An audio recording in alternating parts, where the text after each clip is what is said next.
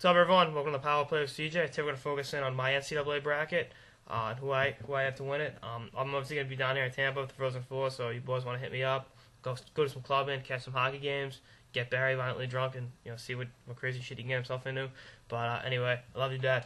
Let's talk about regional and Western. My dad's going to be at both games on Saturday. I'm sure sober as hell. BC's got Air Force.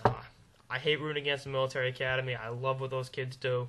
I salute all of them, for their, you think about all the guys from BC that have been playing the NHL in a few years. These kids are going to be flying missions over Iraq and Afghanistan to keep us safe, and I tip my hat to them, but got to go with the Eagles. They're just too good. I think Air Force will give everything they can handle, but I think it's going to be upset alert, but I think BC's going to squeak it out. Air Force will not back down to them, but BC gets a dub. Second game of that bracket, Maine, Duluth. One of the highest scoring teams in the country versus the reigning national champions. Got to go with Maine. Offensive juggernaut. They're going to go through Duluth like a hot knife on butter. BC shut them down pretty well last night, but I think they're going to come back and really probably drop a 6 spot on Duluth. The St. Paul region, Minnesota, and my boys on ComAv. What's up, Terriers?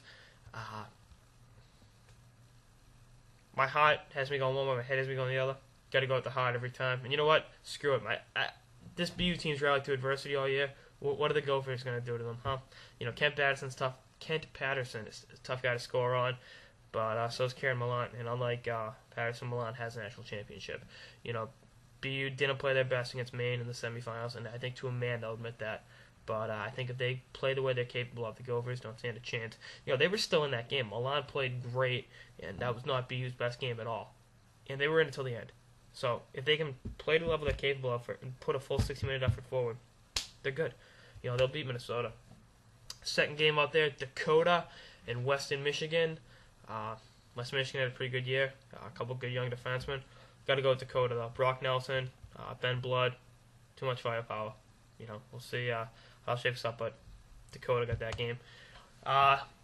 Green Bay, Wisconsin region, Michigan and Cornell, two smart schools, a lot of smart kids on that ice.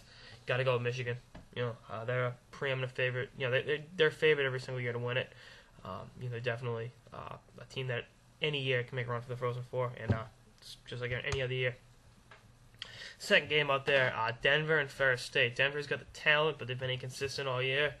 I get them pulling the upset on number 6 seed Ferris State and moving on to the next round. In the Bridgeport, Connecticut region, we got Miami of Ohio and UMass Lowell. This is one where my head has me going one way and my heart has me going the other way. But taking Lowell. Carr's been great all year. I think Miami's got some scorers, but I think Carr shuts them down. Lowell moves on to the next round. Michigan State and Union, second game of the Bridgeport Regional. It's actually the first game. Just got it out of order, but that's on the NCAA's problem. Michigan State, Union's number 3 seed. Michigan State's another perennial. And Michigan State had a disappointing season. They're the number 15 seed, but they get the win. They'll what seed are they? The number 15 seed. I thought so. They'll get the win in that regional. I think Union's pretty good, but I think Michigan State ekes it out and gets the dub. Now, second round, we got BC and Maine in the Worcester regional. BC, BC beat them last night. BC will beat them again. They're too good to fall to Maine. Maine's got some firepower, but so does BC, and BC's got the goaltender that Maine doesn't. Second round of the St. Paul regional. After beating the hometown team in Minnesota, Terrier's got to go up against another close geographical opponent in St. Paul in the Fighting Sioux. I think they're gonna get the win. They're gonna take down the Fighting Sioux, whatever the hell they're being called this week. I think looking at BU's defensemen, Garrett and Clooney did not play their and they were the first minute. I'm not criticizing you guys. Did not play their best against Maine. They're gonna come back with a vengeance and be very, very tough to beat against the Dakota Fighting Sioux. And I think look for the BU defenseman. Look for Sean Escobedo have a pretty big game too. He really was pretty solid in the main game, and I think he's going to continue to play well and continue to call him in both Garrett and Adam. So BU beats Minnesota and Dakota to move on to the fight. Well, we'll talk about the Frozen Four once we get to the other two regionals. Second round of the Green Bay Regional, we got Michigan and Denver. Michigan's the number 2 seed, and Denver is the number 11 seed. Denver pulling the upset. They got too much offensive firepower. With Zucker, with the Shore brothers, Scott Mayfield's a rock on the back end. We did a prospect profile on him. They're going to get the upset on Michigan, move on to the Frozen Four. We'll see them in Tampa. And then we got Lowell and Michigan State. We get pretty much two Cinderella teams, the number 12 seed and the number 15 seed. Who's going to be the one that falls? Cinderella from Massachusetts moves on. Now, yes, I said if the Cinderella from Lowell, she can't be that good look. I'm kidding. I kid the city of Lowell. But Lowell moves on. Lowell goes to the Frozen Four. For the first time in forever, we get three Eastern teams in the Frozen Four. We get one side of the bracket, we got BC and BU. We'll talk about that in a minute. Then on the other side, we got Denver and Lowell. BC, BU, being part every year. Probably the best rivalry in college hockey. When you can take the green line in 10 minutes, be from one campus to the other, there's definitely a lot of animosity there. There's blood in the water with those two teams. BC really left a sour taste in the Terriers' mouth after winning overtime in the Beanpot. I know Garrett and the boys are going to be ready for round two with these guys. And as I texted Garrett after the tough Beanpot loss, but Garrett was BU's best player with the 2 goals, I said, you get another chance on those assholes, you'll punch them right in the mouth and win. And I think that's what's going to happen. BU's going to come right out flying, knock them out. That'll be the first game of the Frozen Four, and that'll be the first semifinal game. So Barry and I will probably be able to see most of that before it gets too wavy. But yeah, Terriers get the win. They're gonna punch them right in the mouth. They're not gonna take any shit. They're not gonna back down.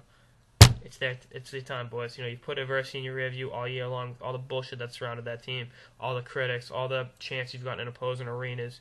You guys have put that in your rear view and continue to rally. So BC is nothing. Second side of the bracket, Denver and Lowell. Sorry, UMass Lowell. Cinderella, it's midnight. Denver moves on to the championship game. Like I said, as good of a goalie as Carr is, Denver's got too much firepower, and they'll rally right through them.